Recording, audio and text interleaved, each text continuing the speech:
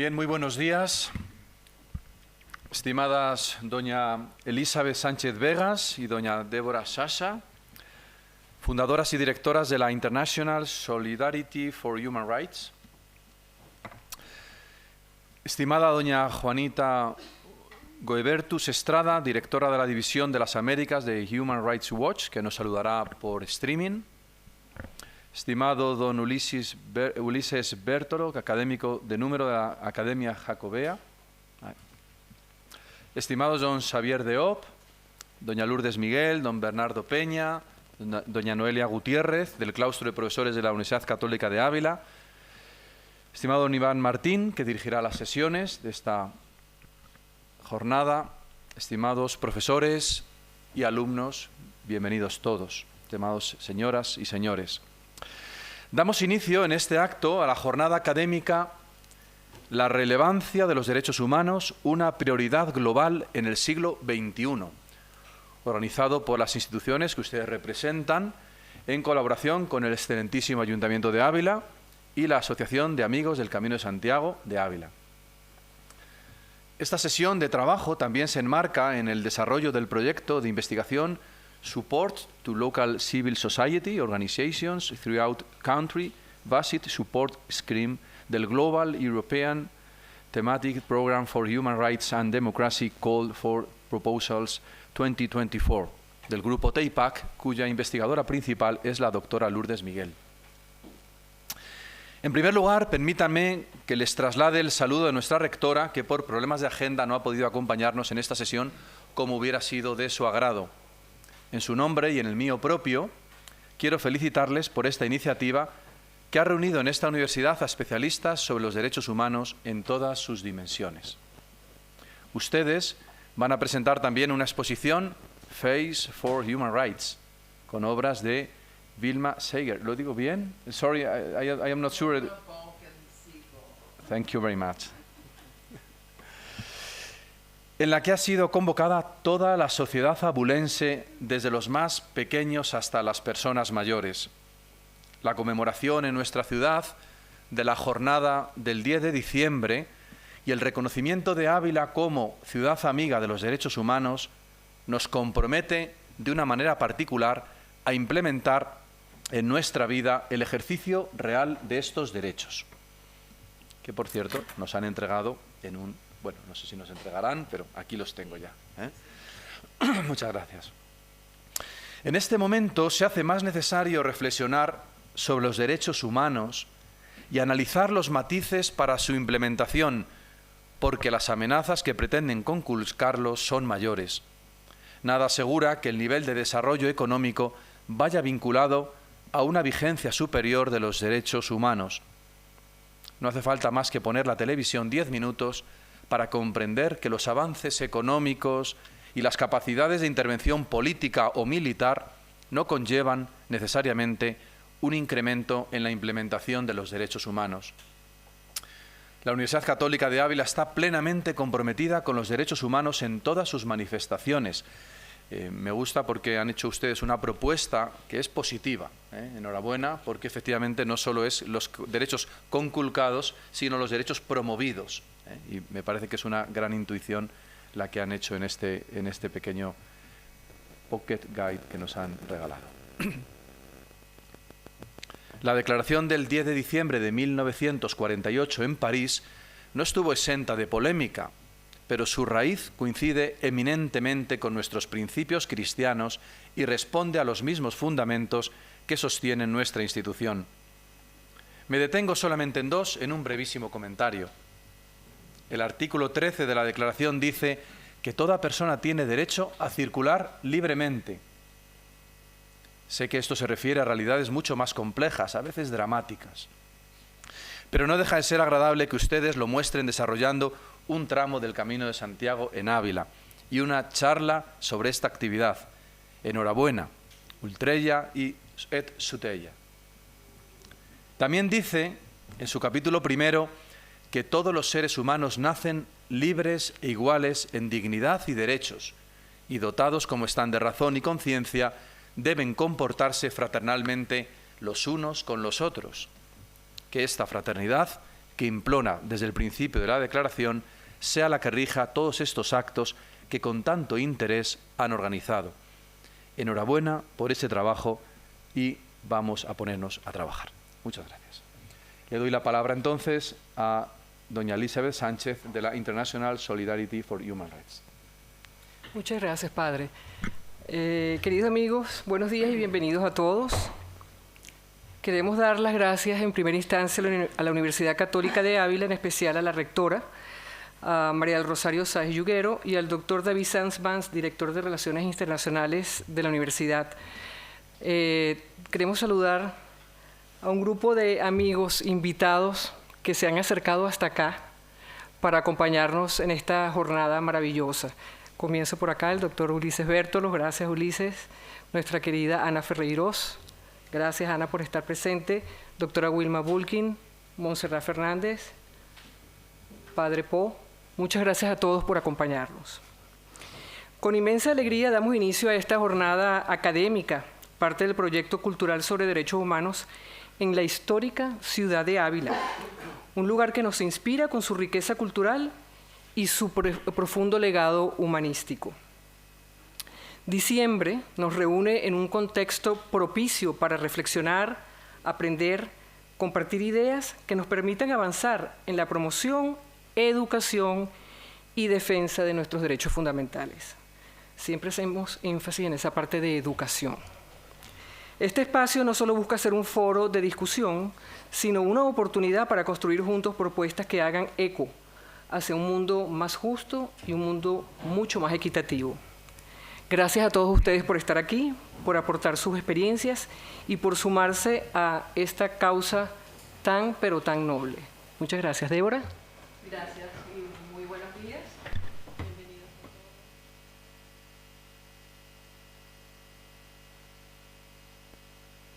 Estar aquí en este día tan especial.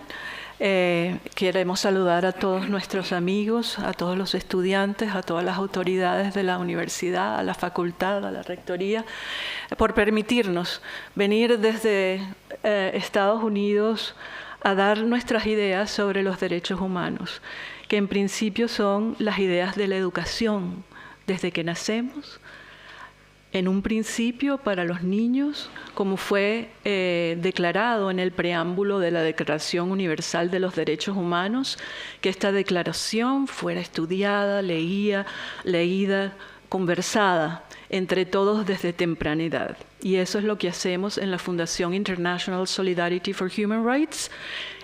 Educamos a los niños en las escuelas del sur de la Florida y le damos ese pequeño Pocket Guide to Human Rights, ese librito que tiene todos los derechos humanos ilustrados con una pequeña forma resumida de lo que es el derecho, y atrás están en inglés y en español la Declaración Universal de los Derechos Humanos como fue concebida en 1948. Y de esa parte, Eleanor Roosevelt fue la presidenta de la comisión que se encargó de redactar esta declaración. La declaración contiene nuestros derechos humanos básicos, esos 30 derechos humanos básicos que nos pertenecen, que son inalienables y que nadie nos lo puede arrebatar. Así dice el artículo número 30. Empezamos con el derecho 1, todos nacemos libres e iguales en dignidad y derechos, y terminamos con el artículo 30. Nadie puede arrebatarnos nuestros derechos. Y en 1958, Eleanor Roosevelt, en su discurso ante las Naciones Unidas, 10 años después de la promulgación de la Declaración Universal, dijo estas palabras que me parecen esenciales, y es como nuestra inspiración para educar en los colegios a esos pequeños que necesitan, como aprendemos el himno nacional, como aprendemos nuestras enseñanzas de moral y cívica, debemos aprender desde pequeños los derechos humanos. Ella dijo en 1958 estas palabras muy importantes. Dice, ¿dónde, después de todo, comienzan los derechos humanos universales?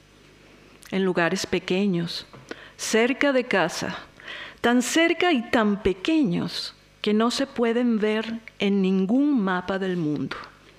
Sin embargo, son el mundo de la persona individual, el vecindario en el que vive, la escuela o universidad a la que atiende, la fábrica, granja o oficina donde trabaja. Tales son los lugares donde cada hombre, cada mujer y cada niño busca la misma justicia, la igualdad de oportunidades, la misma dignidad sin discriminación. A menos que estos derechos humanos tengan sentido allí, en esos pequeños lugares, tendrán pocos sentidos en el mundo. Sin una acción ciudadana concertada para mantenerlos cerca de casa, buscaremos en vano el progreso en el mundo en general. Muchas gracias. Muy bien, pues muchas gracias, profesora, muchas gracias por la intervención. Y bueno, pues ya que ha llamado la atención, solamente al abrir hay dos derechos muy interesantes. Sí, ¿verdad? señor. Me quedo de momento, aunque dejaremos también el 24 a la derecha, que es interesante, tengo derecho al descanso, pero de momento vamos a quedarnos en el de la izquierda, artículo 23, cuando uno abre esta pequeña guía de bolsillo, pues es interesante, tengo derecho al trabajo. Así que vamos a tener derecho al trabajo, derecho a que ahora esta jornada se desarrolle con normalidad y, por tanto, pues sin más preámbulos, damos por inaugurada esta jornada académica titulada La relevancia de los derechos humanos, una prioridad global en el siglo XXI. Así que buen trabajo y muchas gracias. Gracias a ustedes.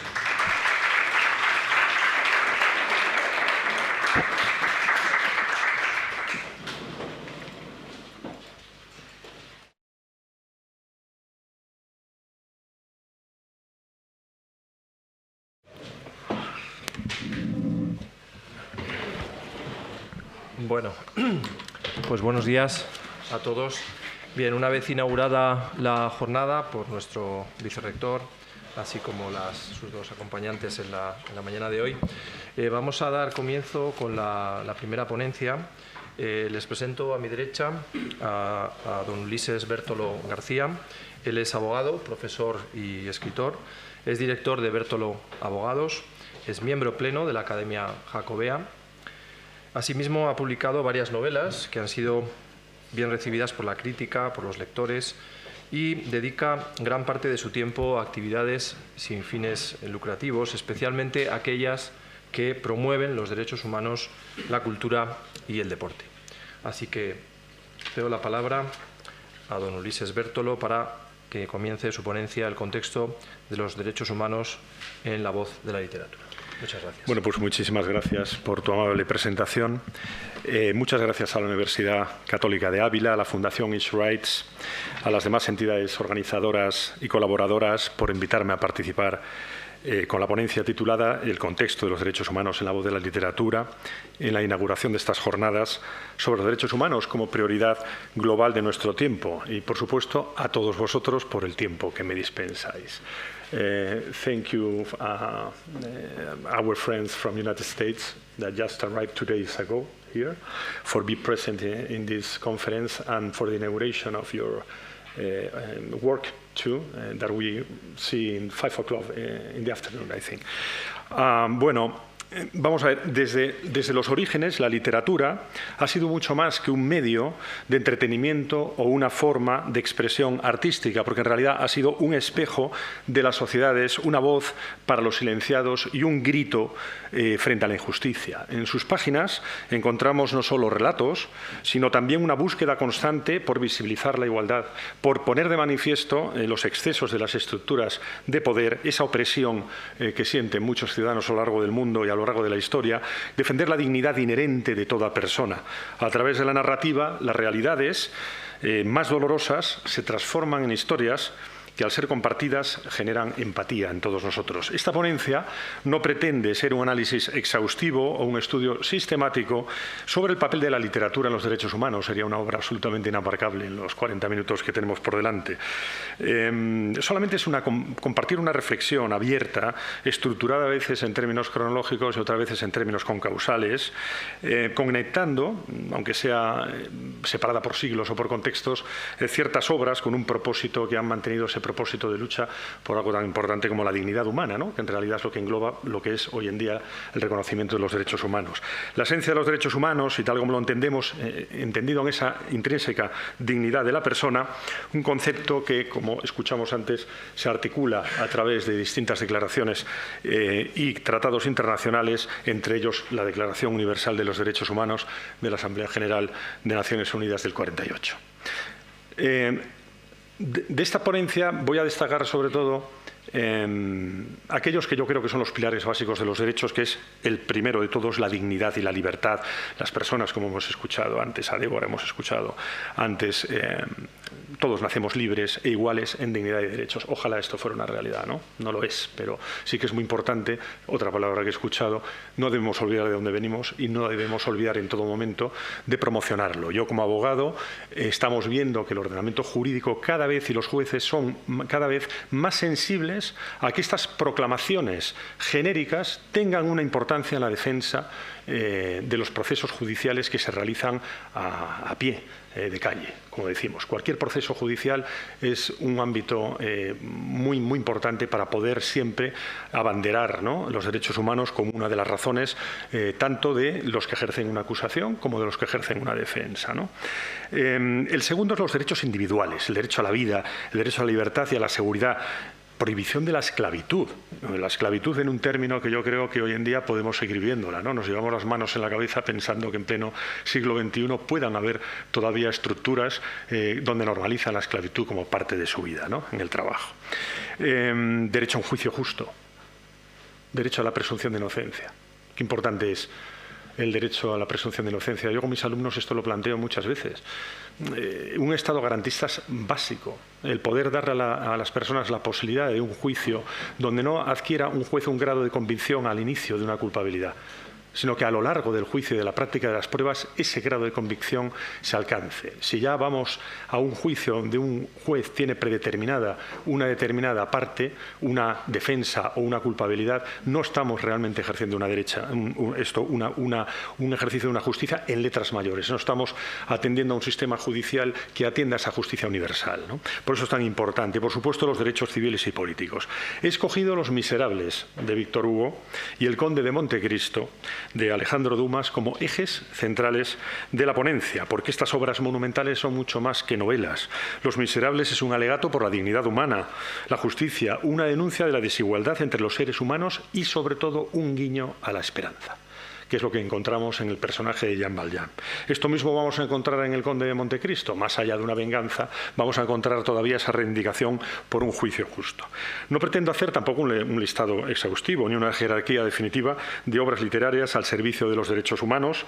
Esto seguro que cada uno de vosotros podría aportar obras que se sumarían a las que yo puedo plantear y que, por supuesto, engrosarían estas páginas. Ha influido, esto sí, estas obras, de una manera decisiva en la percepción pública, en aquellas políticas que han sucedido a lo largo de los tiempos y en nuestra manera de entender lo que somos por dentro. Son historias atemporales que trascienden a su tiempo para convertirse en expresiones de esa verdad universal.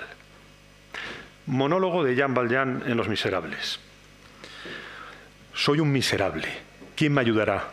Hace 20 años que mi vida es un desierto. Fui un hombre, hoy soy una bestia. La sociedad ha levantado un muro entre mi miseria y el mundo, y ese muro no caerá jamás. Pero, ¿no tengo acaso un alma? ¿No es mi sufrimiento tan humano como el de cualquier otro? Dicen que he caído, pero nadie me alzó cuando me tambalé. Estas frases resuenan en toda la literatura posterior e incluso, como veremos, en la pretérita. Esto, además, nace en un contexto muy específico, como todos vosotros sabéis, en la Francia del siglo XIX. Pero podría ser repetido hoy en día. Porque hay mucha gente que está siendo encarcelada sin un juicio y está siendo encarcelada por cosas nimias, como puede ser en el caso de Jean Valjean, por robar un mendrugo de pan. y no tener derecho a un juicio justo, ¿no? Y esto es importantísimo. Y la labor formativa que se realiza en esta universidad, precisamente, ¿no?, con la aplicación de principios cristianos, incide de una manera decisiva en el entendimiento del sufrimiento de mucha gente que es injustamente encarcelada. A lo largo de los siglos, la literatura ha sido testigo, voz de las víctimas, de las injusticias sistémicas. Nos podemos ir a los esclavos de la antigua Roma, nos podemos ir a los campesinos de la Edad Media, que no dejaba de ser otra forma de esclavitud sometida a los señores feudales. Todo aquel perseguido por sus creencias religiosas, los propios judíos durante el Holocausto, o bien incluso en la Edad Media. Haré un especial hincapié en todo caso a las mujeres y los niños dentro de este punto de defensa de los derechos humanos, porque realmente la situación de la mujer contextualizada en la historia ha sido importantísima para la concepción y la caracterización de los derechos humanos en la actualidad, ¿no? El poder de la narrativa literaria radica en la capacidad de esta literatura para humanizar. Repito, humanizar las cifras y las estadísticas. Jean Valjean en Los Miserables no es un número más en los registros judiciales de su tiempo. Es una vida, es una conciencia, es una llama de dignidad que exige ser vista y escuchada. Y eso es precisamente lo que hace la literatura. Da rostro, voz y alma a aquellos que han sido silenciados. Víctor Hugo escribió Los Miserables en un contexto de profunda, marcada herencia cristiana. La figura de Jean Valjean refleja principios universales de redención y misericordia que resuenan en las tradiciones religiosas, cómo no. En el cristianismo, la parábola del hijo pródigo nos recuerda que ningún ser humano es irredimible. En el budismo, el sufrimiento es una parte inherente de la existencia, pero también un camino hacia la iluminación. En el Islam, el concepto de Rahma, compasión, guía las relaciones humanas y divinas. Hugo puso de manifiesto las contradicciones entre la doctrina religiosa y las estructuras de poder que perpetúan el sufrimiento. Este patrón se repite en otros grandes autores a lo largo de la historia. Crimen y castigo, de Dostoyevsky, explora el arrepentimiento y la redención desde una perspectiva profundamente cristiana. Tagore, inspirado por el hinduismo, canta la conexión espiritual de todos los seres humanos y su dignidad, esto inherente. Griban, influido por el Islam y el cristianismo, transmite en el profeta una visión de justicia que trasciende religiones y culturas. En efecto, la religión, como fuente de valores y dilemas éticos, ha sido un consuelo a lo largo de la historia, pero también ha sido cuestionada por quienes han observado cómo ha sido instrumentalizada para justificar la opresión. Y quiero que se me entiendan esto que digo, porque una cosa son las creencias espirituales, que son absolutamente puras, y otra cosa es, a lo largo de la historia, esa instrumentalización de la cual se han hecho o se han apropiado ciertos poderes públicos y sociales.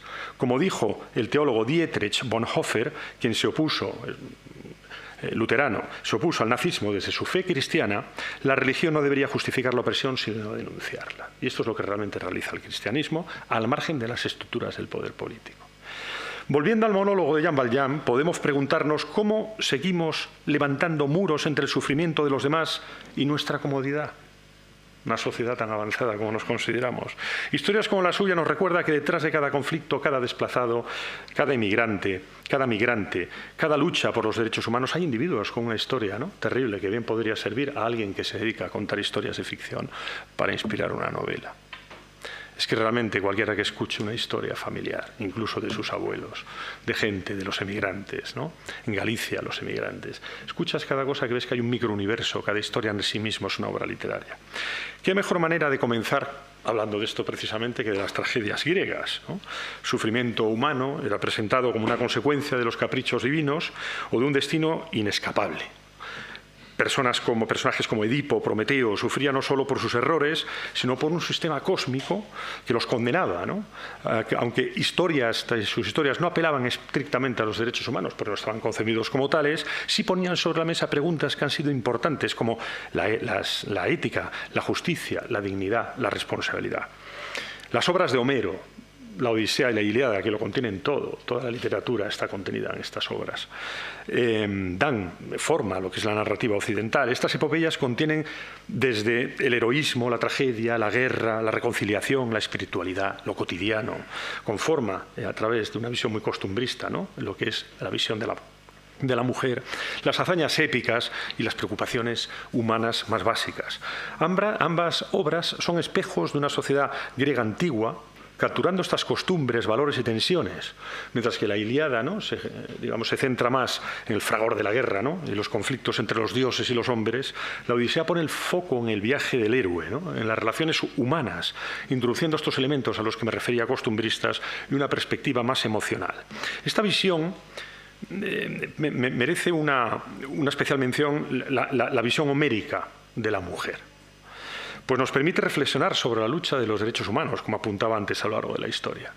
Aunque la Odisea y la Ilíada fueron creadas en un contexto profundamente, por un término que no me gusta mucho, patriarcal, que podríamos decir, las figuras femeninas que retrata, como Penélope, Circe, Calipso, Helena y Andrómaca, entre otras, representan un elemento de resistencia que sigue siendo muy relevante en el análisis del derecho de las mujeres y que está muy presente en cualquier discusión hoy en día. En una primera lectura, las mujeres en Homero son a menudo vistas como agentes de tentación, capaces de desviar a los héroes, ¿no?, de sus verdaderos cometidos. Calipso y Circe, que ofrecen placeres, ¿no?, que podrían alejar a Odiseo de su viaje, de su objetivo de regresar a Ítaca. Helena, con su belleza, ¿no?, que desencadena una guerra que afecta a miles de vidas en Troya. Es representada como el peligro, ¿no?, femenino, los peligros asociados al deseo, al poder femenino, percibido como algo que tendría que ser controlado en esta sociedad. Pero realmente, si hacemos una lectura más pausada y nos alejamos de este estereotipo, estamos viendo que las mujeres homéricas son un retrato matizado de roles y conflictos en la sociedad griega antigua que han tenido eco en épocas y en etapas sucesivas. Estas figuras han inspirado generaciones de escritores y pensadores, recordándonos que esta literatura homérica contiene no solo las hazañas de los hombres, sino también voces y desafíos de las mujeres. Penélope. ¿Qué representa realmente Penélope? Simboliza en la Odisea el derecho a la autodeterminación, el derecho a la mujer a tener su libertad individual. La presión de los pretendientes, esa presión que tenía para que elija un nuevo esposo, pero ella utiliza su ingenio, su inteligencia, para mantener su autonomía y para preservar y defender su hogar tal y como ella lo concebía. Una resistencia silenciosa y estratégica, que es un testimonio literario temprano de la lucha que han emprendido las mujeres por sus derechos. Helena en la Ilíada narra los acontecimientos de la guerra de Troya. Es una ilustración temprana de cómo las mujeres fueron cosificadas. Helena, esposa de Melenao, rey de Esparta, tratada como un premio y a la vez como fuente de conflicto. Es raptada o huye voluntariamente, según las tradiciones que veamos, con Paris, el hijo de Troya. Sin embargo, lejos del estereotipo de esta cosificación, su remordimiento, su autoconciencia, subrayan una verdad profunda, que detrás de esta arquetípica construcción se revela una humanidad muy importante dentro de esta mujer. Este acto de humanización que se produce en la Ilíada es esencial para la configuración de lo que hoy conocemos como derechos humanos. La literatura convierte a estas figuras de las mujeres históricamente marginadas en sujetos potentes, con voz, emociones morales que ponen de manifiesto lo que hoy es la caracterización de derechos como la autonomía. Penélope y Circe desafían las expectativas de sus sociedades, la denuncia de la violencia contra las mujeres. Helena y Andrómaca representan cómo las mujeres son tratadas como botines de guerra y víctimas de conflictos. Esto resuena en las denuncias contemporáneas. La ambigüedad del poder femenino, figuras como Circe y Calipso no se ajustan a los roles tradicionales de víctima o heroína. Son poderosas, pero su poder es visto como una amenaza. Este estereotipo a veces persiste hoy en día en mujeres que asumen en grandes corporaciones puestos de responsabilidad. Todavía se sigue produciendo esto en nuestra sociedad y es algo que yo creo que es muy importante y hay muchas voces y muchas corrientes que luchan contra ello. Si avanzamos un poco en el tiempo y nos vamos a Roma, en Roma encontramos pues donde el derecho empieza a codificar realmente y a depurar la relación de los individuos frente a lo colectivo, la relación de los individuos frente a la sociedad. El derecho romano es muy avanzado, se sistematiza a través del Corpus Juris Civile durante el Imperio Bizantino. Conceptos como el contratio, como la propiedad, como el derecho a garantías dentro de un proceso están ahí, pero hay cierto contrasentido, hay un oxímoron en todo esto, porque siendo un derecho romano muy depurado que ha llegado hasta nuestros días días en los que hemos estudiado Derecho, hemos estudiado en primer curso Derecho romano, resulta que estamos hablando de una sociedad que separaba a los hombres entre libres y no libres, entre ciudadanos y no ciudadanos, mujeres sin derechos y los niños sin ninguno, hasta que cumplían la mayoría de edad, ¿no? Entonces ahí hay un contrasentido pues muy interesante. Veamos un pasaje, por ejemplo, clave de Cicerón. Bueno, es un poco, digamos, también condescendiente, pero existe una ley verdadera, recta razón, conforme a la naturaleza universal, inmutable, eterna, cuya voz manda cumplir con el deber y cuya prohibición aparta del mal. Ni se puede contradecir esa ley sin ser justo, ni el Senado ni el pueblo tienen poder para liberarnos de ella. Ya está apuntando que por encima de las normas hay una serie y unas reglas y unas normas divinas, un derecho natural que tenemos que siempre que proteger, ¿no?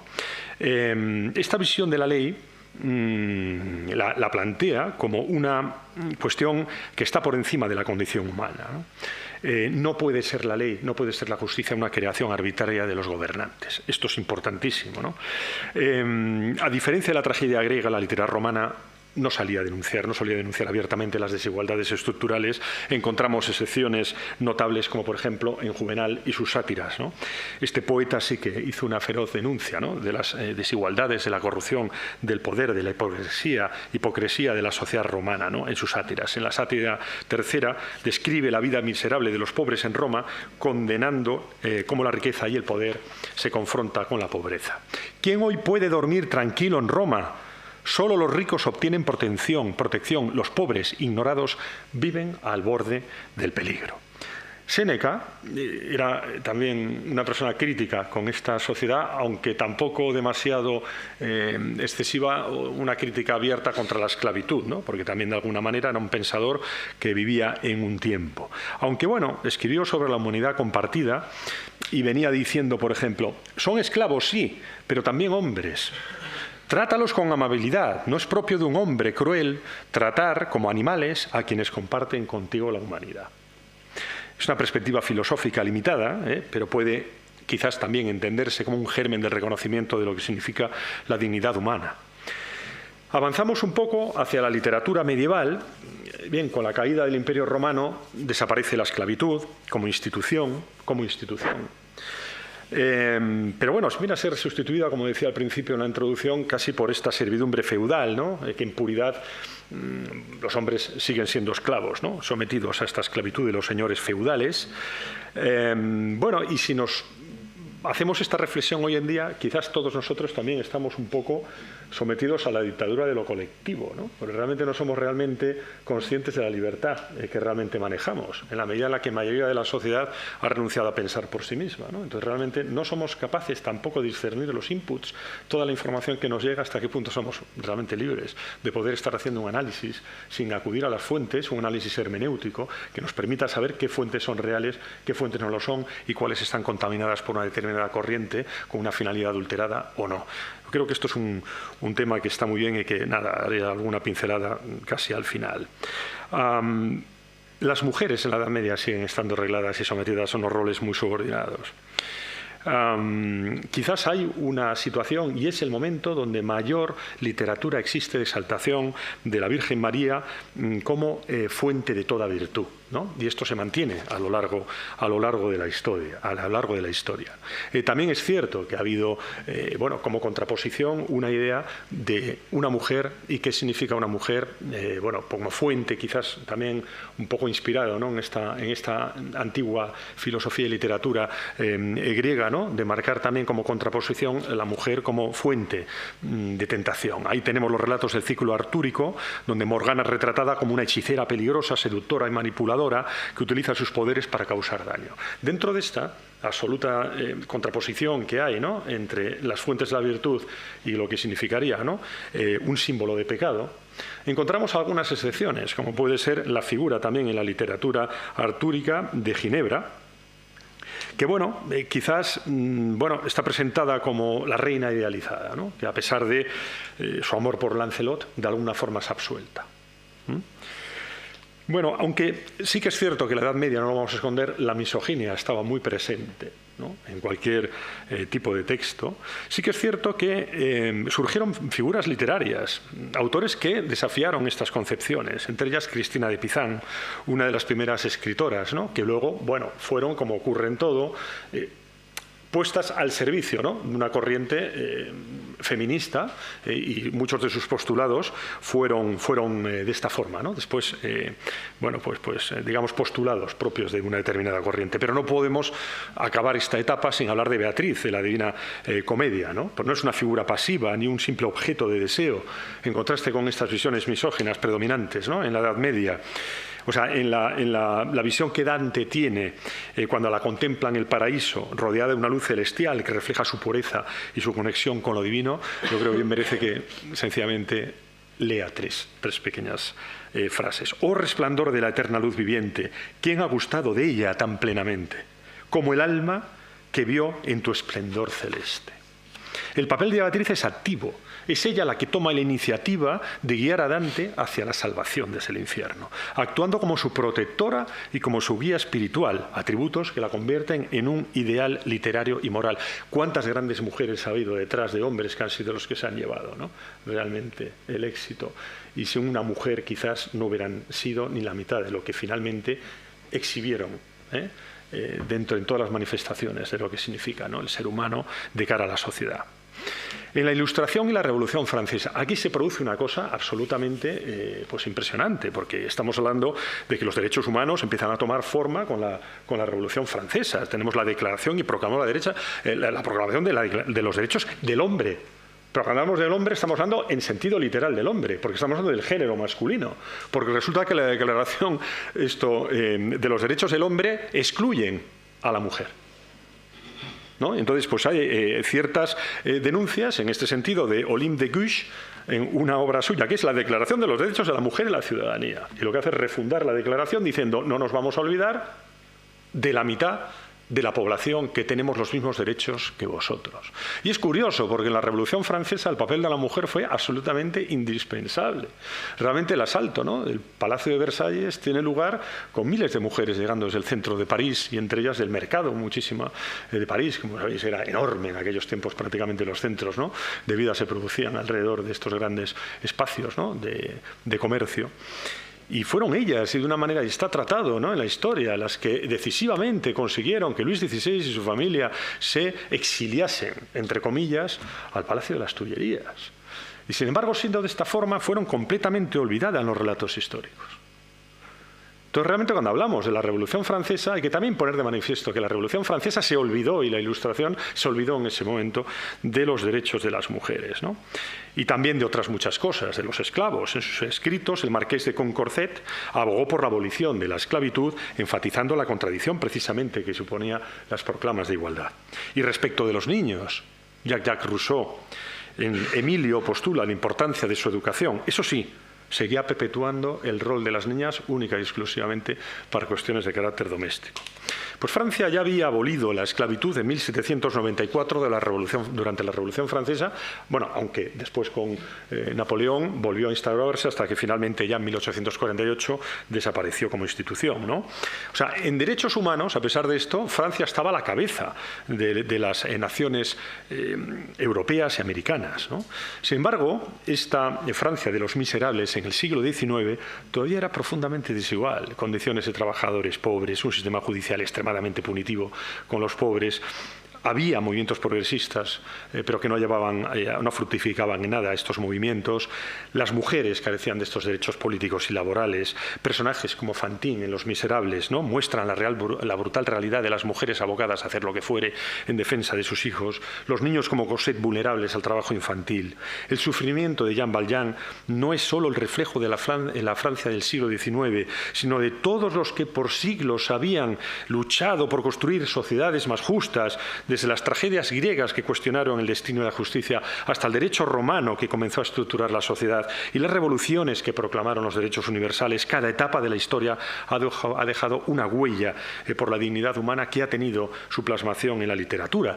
Y cuando hablamos de los distintos tiempos y de las distintas épocas, también hablamos de geografías, pues existe un terreno común entre Los Miserables y los clásicos rusos, ¿no?, considerados a lo largo de la historia como grandes autores que se echaban el peso y la tragedia del mundo a los hombros, ¿no? Dostoyevsky, por ejemplo, Jan Valjean y Raskolnikov en Crimen y Castigo son personajes que cometen actos graves. Uno, el robo, ¿no?, para comer, y el otro un asesinato, pero buscan redimirse a través del sufrimiento y la transformación moral, porque ellos aplican principios puramente cristianos, ¿no?, en este proceso.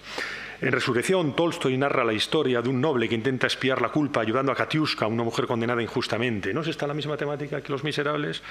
En La hija del capitán, Pushkin denuncia la desigualdad de la opresión bajo el régimen zarista. En la sala número 6, Chekhov denuncia las condiciones inhumanas de los hospitales psiquiátricos, que es similar a lo que viene a plantear Víctor Hugo con respecto a las injusticias, a las fallas del sistema judicial francés. Existen otros muchos autores, no puedo dejar de mencionar a uno que es uno de los padres de la literatura inglesa y universal, como es Charles Dickens. La inglesa victoriana, un periodo de grandes avances industriales y tecnológicos, pero que provocó grandes desigualdades. Este cambio que se produce, trabajo infantil, esta imagen que vemos de los niños como desollinadores o trabajando como limpiadores de chimenea, es un reflejo de la realidad de lo que ocurría en esta sociedad victoriana. Dickens utiliza su narrativa para posicionarse como defensor de los derechos de los más vulnerables, de los derechos de la infancia, quizás por exorcizar sus propios fantasmas, porque él mismo era un niño que fue obligado al trabajo, ¿no?, como esclavo, mientras su padre trabajaba él en una fábrica de betún. Su padre estaba encarcelado, ¿no?, por deudas, porque bueno, en esta sociedad se iba a la cárcel por deudas, cosa que sabéis que en nuestro ordenamiento, salvo que vaya acompañado de otras cuestiones, no se produce, ¿no? Oliver Twist, David Copperfield, a través de su transformación en Scrooge. También quisiera aprovechar en estos dos temas para poner en conexión Los Miserables de Víctor Hugo con dos obras que fueron fundamentales en la literatura universal, porque no olvidemos que yo estoy hablando de los derechos humanos de la literatura universal, y no me puedo olvidar de dos grandes obras que son Madame Bovary y La Regenta, porque denuncian también estructuras sociales opresivas. Porque vuelvo a insistir que una cuestión es lo que es la creencia, lo que es el credo, lo que son las creencias espirituales, y otra cuestión distinta es cómo eso en un momento determinado histórico puede ser utilizado de una manera por una estructura de poder determinada. Ambas mujeres pues buscan, fuera del matrimonio y fuera de los roles tradicionales impuestos en aquel momento, una manera de buscar o de explorar su propia felicidad. Hay una novela que luego ha sido utilizada por las corrientes feministas, pero que sin embargo como obra literaria es magnífica, que se llama La mal casada, prácticamente es desconocida para el público en general, de Carmen de Burgos Colombín, que pongo en relación con estas dos grandes obras porque también hablan de la tragedia personal que sufren estos dos personajes. Sencillamente sí que me gustaría hacer mención, y esto sí porque tiene una importancia en la literatura básica, y es el juicio que se desarrolló en la Francia del Segundo Imperio contra Flaubert, contra Gustave Flaubert, autor de Madame Bovary.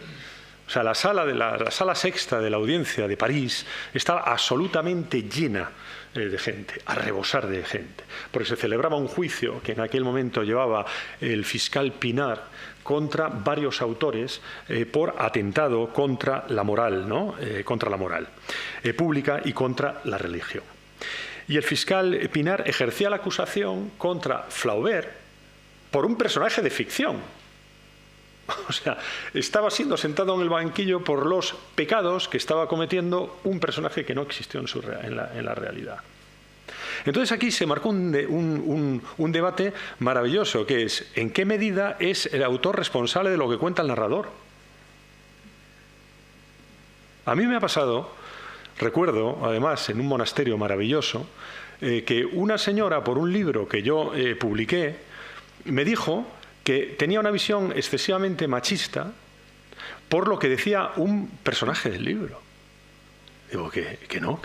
Es que no podemos confundir al autor con ni siquiera el narrador omnisciente en tercera persona y, por supuesto, mucho menos con alguien que construye sobre la realidad. O sea, si tenemos que hacer una historia verosímil, la naturaleza humana, lo saben muy bien nuestra religión, es muy compleja.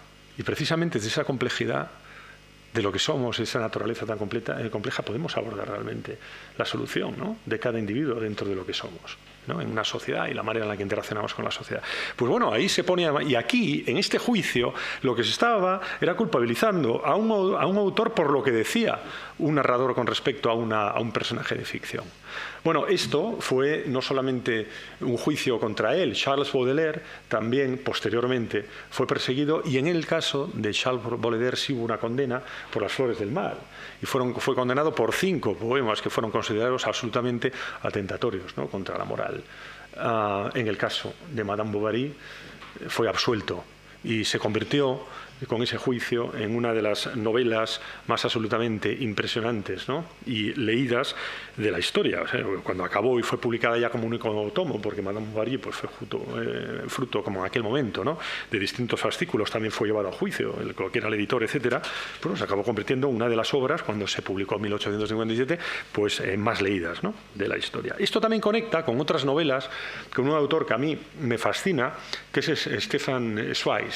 No sé si lo habéis leído, pero tiene, por cierto, un ensayo sobre María Antonieta que es maravilloso. O sea, cuenta exactamente lo que es la relación de María Antonieta con su marido, ¿no?, con el rey, y cómo una cuestión de alcoba provoca que realmente ella pues iniciase esa carrera, ¿no?, por el lujo, y la verdad es que, bueno, lo bueno de leer a Stefan Zweig es que aunque uno lea un ensayo, está leyendo prácticamente un relato literario con una calidad literaria que no te quedas atrancado nunca, ¿no? Bueno, pues hablando de Zweig, tiene una novela que se llama Miedo, que también está narrando el adulterio de una mujer que es descubierta o cree ser descubierta, y toda la situación de opresión que vive para que bueno, esto no afecte, ¿no?, a su estabilidad en el matrimonio. Yo creo que son novelas interesantes porque también permiten analizar, ¿no?, esta cosa tan importante que es la riqueza psicológica y cómo influyen en nosotros las circunstancias, ¿no?, que nos rodean y que nos viven, porque es cierto que esa misma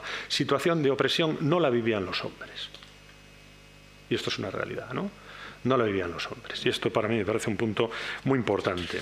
Bueno, existen fragmentos en esta época emblemáticos, como El segundo sexo de Simone de Beauvoir, una mujer también, pues, bueno, en este sentido ha sido muy controvertida desde muchos puntos de vista, y sí es cierto que sus análisis han dado lugar a corrientes feministas actuales, ¿no? Bueno, si avanzamos al a la mitad del siglo XX, encontramos La campana de cristal de Sylva Plath, que también narra la vida de Esther, de una mujer que, bueno, también se ve un poco atrapada entre la posibilidad de ser madre y poder desarrollar su carrera profesional, y también plantea pues cuestiones que digamos que conectan de alguna manera en el tiempo con esas mismas reivindicaciones o esas mismas tragedias que están viviendo las mujeres de las novelas que acabo de mencionar, ¿no? A veces tengo la sensación que en estas novelas a lo largo del tiempo es la misma mujer con distintos nombres, ¿no?, la que habla, ¿no?, de sus propias situaciones ocurridas en la vida, y muchas veces debidas a una falta de creencia existencial, ¿no?, a una crisis existencial que a lo mejor le hace pues perder el horizonte de bueno, una cosa tan importante como es, bueno, pues la resiliencia, ¿no?, y a lo mejor la capacidad de bueno, encontrar la manera en lo que uno tiene, ¿no?, de encontrar la felicidad. La lucha de las mujeres y de los hombres, de los seres humanos, con independencia de su género, por la dignidad humana de los miserables, se propaga desde otras muchas perspectivas. 1984, de George Orwell. Antes hemos hablado de esto, ¿no?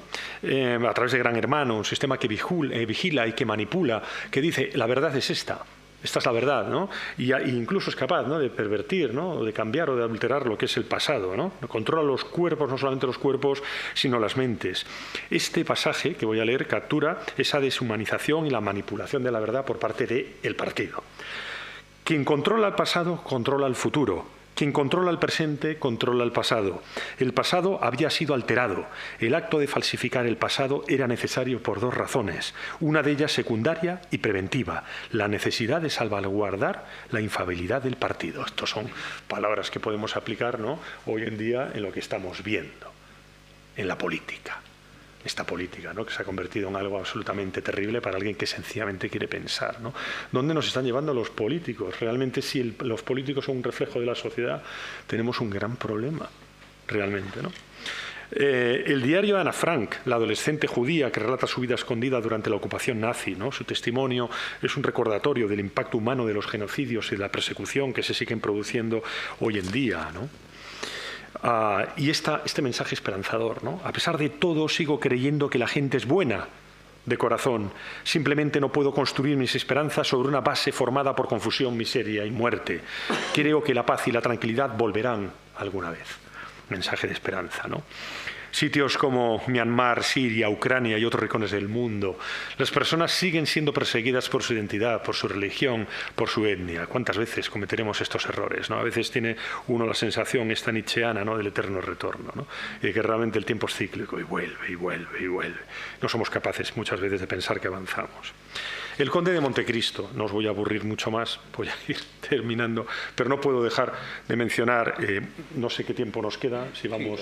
Sí. El Conde de Montecristo, bueno, aquí sí, en esta derivada de lo que significa o simboliza la privación de los derechos humanos más fundamentales, el derecho a un juicio justo, ¿no? Es horrible, ¿no?, el hecho. Yo muchas veces participando en conferencias de carácter legal, recuerdo a un juez diciendo: estos abogados que llegan y se esconden las cosas y las sacan en el momento en que comienza el juicio, ¿no? Y yo pues allí tomé la palabra porque estaba en la mesa con él y dije: esto es absolutamente, injustificable, estas palabras. O sea, aquí no se puede presentar a un abogado como un trilero. O sea, hay una ley y una ley permite en unos trámites determinados presentar unas pruebas porque hay una cosa que se llama derecho de defensa. Y el abogado realizará su trabajo en defensa de su cliente y podrá detectar los fallos en el procedimiento, y si un procedimiento se tiene que anular, lo que está haciendo con esa grieta es perfeccionar el sistema judicial que tenemos. Entonces, claro, todos tenemos que ser, los abogados somos controles preventivos y ayudamos y mucho al tema de los derechos humanos porque hacemos muchas cosas por los demás y hay una visión también a veces denostada, ¿no?, de los abogados en este aspecto. Muchos abogados, compañeros míos, realizan trabajos absolutamente maravillosos ejerciendo su profesión en el turno de oficio. Y está ayudando todos los días a gente, y no lo hace por un tema o un interés crematístico. Está realizando, como hacemos nosotros en nuestro despacho, a mujeres que sufren maltrato, por ejemplo, desde hace más de 30 años, porque creemos que es una obligación como operadores jurídicos poner esto, ¿no?, encima de la mesa. En el siglo XVIII, la dureza de la justicia, por ejemplo, en el sistema judicial inglés, fue tan grande que esto provocó que naciese una literatura maravillosa, la literatura de cordel, que lo que hacía era, pues entronizar a los bandidos, ¿no? O sea, los bandidos que ya nacían desde la Robin Hood, pues como Duval, famoso Dick Turpin, que al final se acabó convirtiendo en un personaje literario, pero no solamente en la Inglaterra, pues en Francia, en España, ¿no? Luis Candelas, los 7 hermanos de Écija, o sea, y todo el mundo veía a aquellos que se enfrentaban al poder feudal, porque tenemos que imaginar que, por ejemplo, en el sistema judicial inglés, o sea, pillarse una pieza en alguien que no fuera noble estaba penado con la pena de muerte. Espantar a unas perdices significaba acabar con tus huesos en la cárcel. O sea, estaba anclado en un sistema absolutamente feudal. Es normal que en ese momento, pues la gente en esta literatura de cordel lo que buscase es el héroe. ¿En quién? Pues aquel que se enfrentaba, ¿no?, valientemente a estos sistemas. Pero claro, bueno, esto también...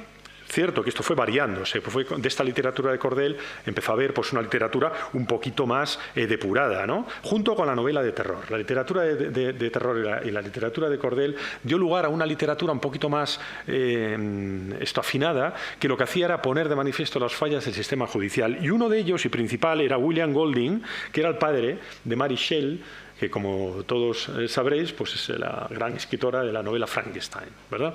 Pues él ponía de manifiesto estos sistemas, basado en una especie también, de pensamientos del anarquismo primitivo, pero dejando esto a un lado, ponía de manifiesto y atacaba duramente el sistema judicial inglés. ¿Pero qué es lo que ocurre en el siglo XIX? Empieza a surgir la burguesía. Entonces, como empieza a surgir la burguesía, ya automáticamente empieza a haber un concepto de propiedad. Y cuando empieza a haber un concepto de propiedad, ya no me interesa que la literatura enfoque al héroe, al bandido. No, ya me empieza a interesar entonces que ¿quién es mi héroe? Aquel que tiene la seguridad y el orden público encomendado. ¿Y quién es? Las fuerzas del orden público. Entonces la literatura es cuando empieza a variar y empieza pues a enfocar en el famoso detective de la literatura maravillosa victoriana, Vidocq, Dupin, Sherlock Holmes, Poirot. Y ellos empiezan a representar al héroe, ¿no? ¿Por qué? Porque esto viene unido, lógicamente, después de la Revolución Francesa con el liberalismo, este nacimiento y entronización de la propiedad pública y el hecho también de que los ciudadanos ganasen el sufragio pasivo y pudiesen empezar también a participar con su voto en la decisión de cómo y qué sistema judicial queremos, ¿no? Y en qué medida empieza también a ser mucho más llevaderos el sistema penitenciario y el cuadro de penas, ¿no? Y el sistema carcelario. Bueno, todo esto, junto con las revueltas sociales obreras, empieza a colocar al detective, ¿no? Al detective en contraposición incluso con la policía, porque si vemos los textos de Poe, siempre ganaba el detective, nunca ganaba el policía. ¿Por qué no ganaba el policía? Porque el policía había cierto resquemor con los policías. Quizás el sistema policial, cuando se ingresa en una sociedad napoleónica, como una dictadura, entra sin problemas, pero, por ejemplo, la policía inglesa tardó muchísimo. William Pitt, que fue el fundador de la policía inglesa, le costó Scotland Yard un mundo, porque era considerado por los propios líderes liberales como una fuerza de ocupación, ¿no? Llena de corrupción, y costó muchísimo que pudieran pues, avanzar con este tema. El tema del derecho a un juicio justo, tratada en El Conde de Montecristo, lo encontramos en un autor maravilloso como es Franz Kafka, que no sé por qué este término kafkiano, parece que es complejo y es una literatura muy liviana de leer, por lo menos a mí me lo pareció siempre. Y el proceso de Kafka lo trata, Matar a un ruiseñor de Harper Lee, todos recordamos el juicio de Tom Robinson, un hombre afroamericano acusado falsamente de la violación de una mujer blanca, y la heroica defensa que realiza el abogado Atticus Finch, que todos recordaremos en la figura imponente de Gregory Peck, en su versión audiovisual, ¿no? En su versión cinematográfica. Bueno, es sobradamente también conocido el enfrentamiento epistolar que existió entre Camus y Sartre. Tuvieron un enfrentamiento siempre en su visión filosófica del mundo, ¿no? Pero sí que es cierto que coincidieron en también la denuncia de los sistemas en la fiabilidad de los sistemas judiciales, ¿no? A Bulgakov, a Sangre Fría, de Truman Capote, la hoguera de las vanidades de Tom Wolfe, muchísima literatura, ¿no? Con la que contar. Así que avanzando ya hacia los movimientos del siglo XX, y voy terminando, Todo se desmorona, de Achebe, que expone los efectos devastadores de la colonización en las comunidades africanas, ¿no? A través de lo que le ocurre pues, a uno de los colonizados, ¿no? Un líder granjero de una pequeña aldea por parte de la colonización inglesa. Los hombres de la religión blanca han traído una locura. Sus palabras son como cuchillos que cortan la tradición en pedazos. ¿Dónde están los ancianos que solían enseñar a los jóvenes? ¿Dónde está la voz de la tribu? Todo se desmorona y la tierra misma parece enferma. 100 años de soledad, de Gabriel García Márquez, donde nos narra los vaivenes de esa familia Buendía durante 7 generaciones, una aldea imaginaria que realmente es la suya. En fin, El Dios de las pequeñas cosas, de Roy. Novelas como Roberto Bolaño, ¿no? 2666, donde va a denunciar el feminicidio que se produce en Ciudad Juárez. No puedo dejar de mencionar algún autor venezolano, tampoco en este momento, ¿no? Estando aquí presentes personas, ¿no? Que han denunciado muchas veces, ¿no? Lo que está ocurriendo hoy en día en Venezuela. ¿Verdad que sí, Débora? Bueno, pues autores como Alberto Barrera Chisca, ¿no? Y además quiero acabar con, aunque fue escrita mucho antes de la crisis que atraviesa el país, los versos de Rafael Cadenas, de un poemario que se llama Derrota, solamente un pequeño pasaje. Yo que he vuelto al lugar vedado, que llené de fantasmas las ventanas, que agoté el alba, que en todo fui una palabra rota, que me adelanté a la sonrisa y regresé al llanto. Yo, que fui negado y que fui perdido todos los títulos para la vida. Que apenas llego a un sitio, ya quiero irme, que cuando tuve una oportunidad la dejé perder. Declaro esta íntima derrota, mi irrevocable decisión de permanecer aquí. Permanecer aquí, resistir, una reafirmación de los venezolanos y de la misma humanidad ante las adversidades. A modo de conclusión, queridos amigos, la literatura nos salva, nos transforma, nos mantiene alerta, nos incomoda, nos invita a pensar, a cuestionar, a imaginar un mundo más justo. En contraposición, la televisión, las plataformas, los medios masivos contemporáneos nos convierten en receptores de realidades ajenas, preconfiguradas, diseñadas para moldear opiniones más que para fomentar el pensamiento crítico. Si dejamos de leer, dejamos de pensar, nos volvemos vulnerables, presas fáciles de la manipulación del poder. Esta idea encuentra su máxima expresión en uno de mis libros de cabecera, y prometo que es el último que nombro, que es Fahrenheit 451 de Ray Bradbury. En este futuro distópico, los bomberos no apagan incendios, los provocan. Su misión es quemar libros, porque los libros son peligrosos, hacen pensar, cuestionan, desafían las verdades impuestas por el sistema. Esta historia va de un bombero que se da cuenta que lo que está quemando, porque un día deja de quemar un libro y se pone a leerlo. Esta quema de libros es una metáfora poderosa del control de masas, muy actual hoy en día, contra los sistemas autoritarios que buscan eliminar todo aquello que nos hace libre. Hoy las hogueras de Fahrenheit 451 no están hechas de llamas, pero existen. Están en la censura, en la desinformación, en los algoritmos que moldean nuestras opiniones antes incluso de que tengamos la oportunidad de formar esa opinión por nosotros mismos. El control de masas ya no necesita quemar libros, pero sí puede ayudar a anular nuestra capacidad de discernir la verdad. Por eso la literatura sigue siendo nuestra contrafuerte contra los sistemas que intentan homogeneizarnos. Qué importante es el individuo en sí mismo y no la colectividad, que buscan apagar nuestra singularidad. Cada libro leído es un acto de resistencia. Espero no haberles aburrido, sean benevolentes. Muchas gracias.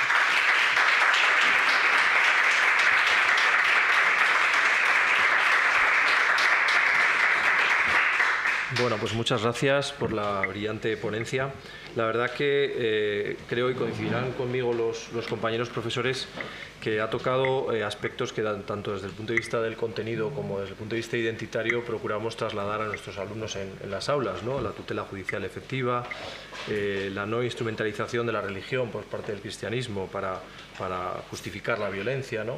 Sino denunciarla. El concepto divino de la justicia en Roma, la búsqueda de la verdad a través de ir a las fuentes originales para obtener esa libertad de pensamiento crítico, ¿no? Como digo, cantidad, la humanización de la mujer, de los esclavos en búsqueda de la dignidad humana, el papel virtuoso de la mujer a lo largo de la historia y su no reconocimiento por parte de la literatura. Y yo, pues con todas estas ideas que iba tomando de su ponencia, he rescatado una pregunta que, bueno, ya ha dejado entrever en sus conclusiones, que sería si considera que hay una estructura social opresiva, encubierta, con los mensajes que hoy en día, a pesar de que en la universidad intentamos separar a los alumnos de estos mensajes que reciben, de los medios, de la música, de todo lo que consumimos, no solo ellos, sino todos, si considera que hay una estructura opresiva como la que ha mencionado en su ponencia en la realidad actual, ¿no?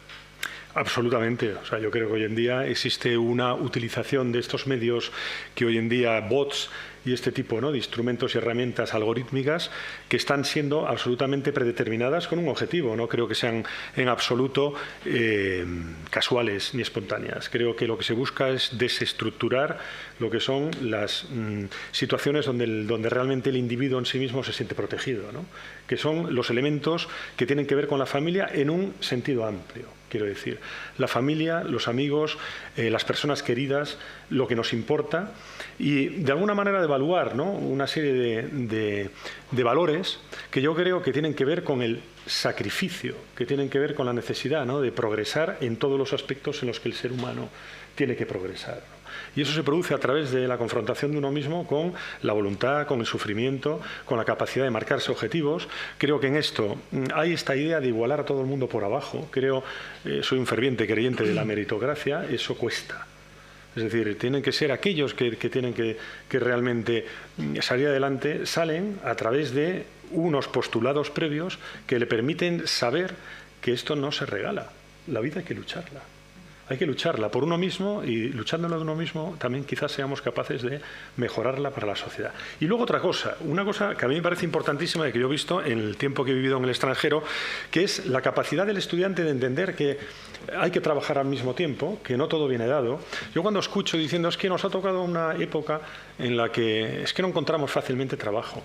pero o sea, realmente si uno tuviera un poco una perspectiva de lo que es la historia, de lo que han sufrido nuestros abuelos, lo que han sufrido generaciones pretéritas, no podría hacerse ese planteamiento. Hoy en día pues, se tiene unas herramientas muy básicas, pero es cierto que se intenta anular, también se ha hecho a lo largo de la historia en muchas ocasiones, la iniciativa personal. Se intenta anular las iniciativas individuales que puedan conllevar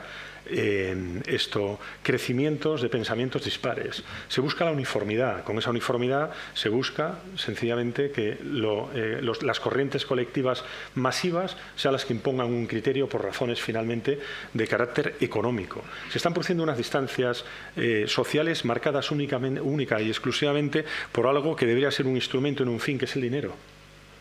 O sea, estamos en una sociedad tan absolutamente consumista que se ha perdido absolutamente cualquier criterio que no sea el dinero. Antes estábamos hablando en una reunión particular, bueno, es que hoy en día hemos dejado incluso de reproducirnos, ¿no? Esto es muy crudo, como lo estoy diciendo, pero realmente este sistema no permite a las familias tener hijos. Y si los pueden tener, les prima más el egoísmo, ¿no?, de un desarrollo personal que de un desarrollo familiar. Y claro, por eso es tan importante las voces, las universidades, las instituciones que tienen que poner una visión del futuro anclado en la experiencia de todos los que nos han precedido.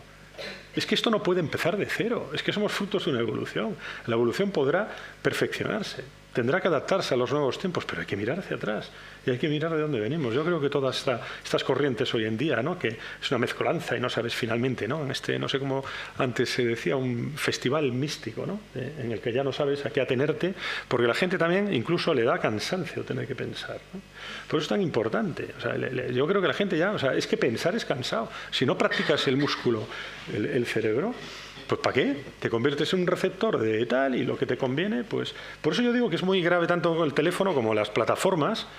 Es gravísimo, me parece una cosa muy perversa esto de que acabas un capítulo y automáticamente antes de levantarte ha empezado otro y dices, bueno, pues ya me ves que si uno piensa, la de tiempo que uno... Yo se lo digo a mis hijos, fíjate, solamente y apúntatelo tú, haz un arqueo del tiempo que estás delante de una pantalla digital para temas que no son realmente instructores o útiles para ti, sino son útiles para alguien que gana tiempo contigo, ¿no? Me he alargado mucho la respuesta, no sé si he conseguido darla. Agradecido. Nos quedamos con esa idea de la lectura como elemento de resistencia. Sí, ¿no? absolutamente. Ante toda esta... Bueno, pues no sé si alguien de los asistentes quiere hacer alguna pregunta a don Ulises Bértolo. Bueno, pues agradecerle otra vez, don Ulises, su presencia, su brillante ponencia. Y nada, damos paso ya a nuestro siguiente ponente, al doctor Xavier Deop, aunque llevamos un poquito de retraso. Y a la doctora Lourdes Miguel, por favor, se puede incorporar a... Muchas gracias. Gracias. Un pequeño detalle. Muchísimas gracias.